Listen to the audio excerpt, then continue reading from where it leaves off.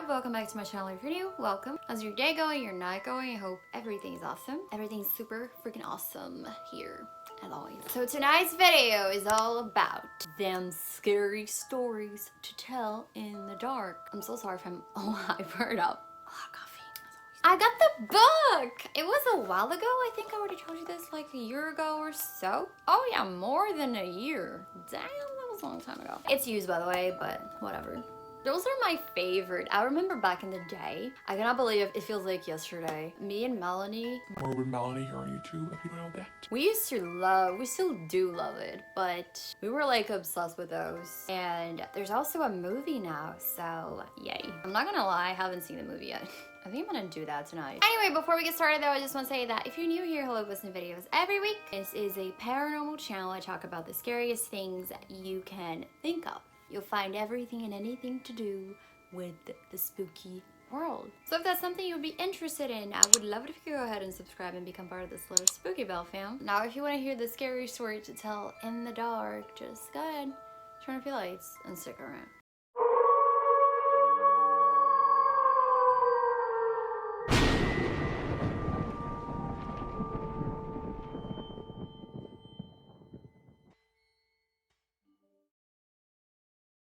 So this one is called The Dead Man's Brains and has this really creepy drawing. Let me show you. It says Home Sweet Home, and then there's like a head. God. The scary story is a scary game that people play on Halloween.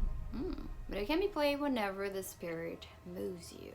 Players sit in a circle in a darkened room and listen to a storyteller describe the rotting remains of a corpse. What?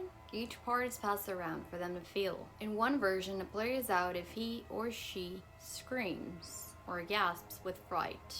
In another version, everybody stays to the very end, no matter how scared they get. Here is this story. Once in this town, there lived a man named Brown. It was years ago on this night that he was murdered out of spite. We have his remains. First, let's feel his brains. A wet, squishy tomato. Now here are his eyes, still frozen with surprise. Two peeled grapes. This is his nose, a chicken bone. Here is his ear, a dried apricot. And here's his hand, rotten flesh and bone. A cloth of rubber glove filled with mud or ice. But his hair still grows, a handful of corn silk or wet fur or yarn. And his heart still beats now and then. A piece of raw liver. What is this? And his blood still flows. Dip your fingers in it. It's nice and warm. A bowl of catsup thin with warm water. That's all there is except for these worms. They are the ones that ate the rest of him. A handful of wet, cooked spaghetti noodles. I'm never gonna eat again. That was it? That was a story, bitch. Okay, let's find another one. Okay, so this one is called Cold as Clay. A farmer had a daughter for whom he cared more than anything on earth. She fell in love with a farmhand named Jim, but the farmer did not think Jim was good enough for his daughter. To keep them apart, he sent her to live with her uncle on the other side of the country. Soon after she left, Jim got sick, and he wasted away and died. Everyone said he died of a broken heart. The farmer felt so guilty about Jim's death, he could not tell his daughter what had happened. She continued to think about Jim and the life they might have had together. One night, many weeks later, there was a knock on her uncle's door. When the girl opened the door, Jim was standing there. "Your father asked me to go get you," he said. "I came on his best horse. Is there anything wrong?" she asked. "I don't know," he said.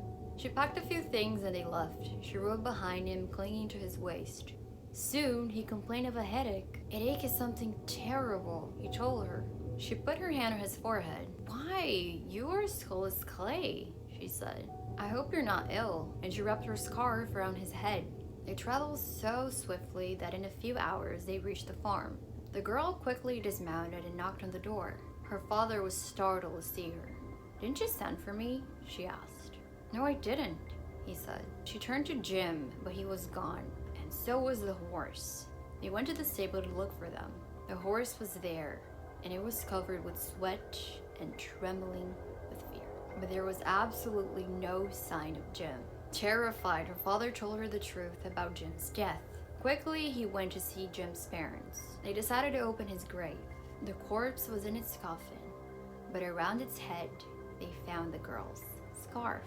Wow, that's really freaky. Okay, so the next one is called The Girl Who Stood on a Grave. Some boys and girls were at a party one night. There was a graveyard down the street, and they were talking about how scary it was. Don't ever stand on a grave after dark, one of the boys said. The person inside will grab you, he'll pull you under. That's not true, one of the girls said. It's just a superstition. I'll give you $1 if you stand on a grave, said the boy. A grave does not scare me, said the girl. I'll do it right now. The boy handed her his knife. Stick this knife in one of the graves, he said, and we'll know you were there. The graveyard was filled with shadows and was as quiet as death. There's nothing to be scared of, the girl told herself. But she was scared anyway. She picked out a grave and stood on it. Then quickly she bent over and plunged the knife into the soil, and she started to leave. But she couldn't get away. She tried a second time to leave, but she couldn't move. She was filled with terror. Something has got me, she screamed. She fell to the ground. When she didn't come back, the others went to look for her. They found her body sprawled across the grave. Without realizing it, she had plunged the knife through her skirt and had pinned it to the ground. It was only the knife that held her. She had died of fright. Seriously? God. I'll show you the pictures here. Okay, so let's do one more. Oh my god, this one is to be scary as hell when I was a kid. Okay, so it's called A Man Who Lived in Leeds. It's just a rhyme, and it says here, some say this rhyme doesn't mean anything. Others are not sure. It used to scare me to death, honestly. Okay, there was a man who lived in Leeds. He filled his garden full of seeds. And when the seeds began to grow, it was like a garden filled with snow. But when the snow began to melt, it was like a ship without a belt. And when the ship began to sail, it was like a bird without a tail. I'm getting chills. I don't know why. And when the bird began to fly, it was like an eagle in the sky. And when the sky began to roar, it was like a lion at my door. Now drop your voice. And when the door began to crack, it was like a penknife in my back. And when my back began to bleed, turn out any lights. I was dead, dead, dead, indeed. Jump by your friends and scream. Oh! What the? What was that? That was supposed to scare someone. You read it to someone and you scare them, I think. So that was pretty much it for tonight's videos. Some of them scary stories to tell in the dark. They used to be my fave. The thing with those stories is that they're so simple and so stupid. Well, not, oh my god, that sounds horrible. Not stupid, like silly, yet so very creepy and terrifying. I can't even explain. You know what I mean? So yeah, definitely let me know your thoughts. Do you have any of those books? And did they terrify you as well when you were a kid? So yeah, definitely let me know your thoughts. Thank you so much for watching. I hope you enjoyed this video. I truly hope you're having an awesome day or night, and I'll see you children in my next video.